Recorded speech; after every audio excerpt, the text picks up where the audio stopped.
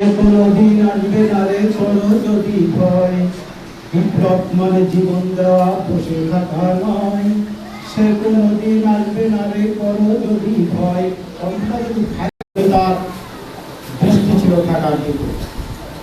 যেদিনের slogan ছিল আপোষ না সংগ্রাম, সংগ্রাম সংগ্রাম, তারই প্রতিপাদ্য বিষয় আজকে উপস্থাপন করা হবে।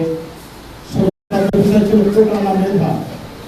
তখন ছাত্রদের বুক থেকে বেরিয়ে এসেছিল মেধা মেধা মেধা, মানে মেধা দিয়েই যেন বিজয় অর্জন হয়, মেধা দিয়েই যেন চাকরি পায় সারা দেশে।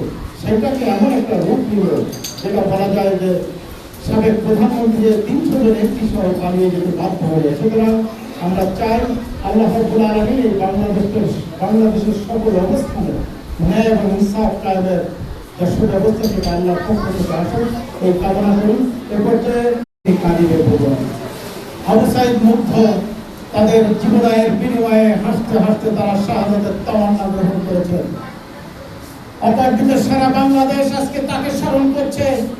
এটাই হচ্ছে এমন জীবন তুমি করিয়ে গঠন, মরিলে হাসিবে তুমি কাঁদিবে ভুবন। আবু সাইদ একজন ব্যক্তি, তার জীবনের বিনিময়ে, এ ধরনের ব্যক্তিদের জীবনের বিনিময়ে, ত্যাগের বিনিময়ে যে বাংলাদেশকে একটা সুসংহত বাংলাদেশ হিসাবে গড়ে তোলার একটা পথ তারা দেখিয়ে দিয়ে গেছে।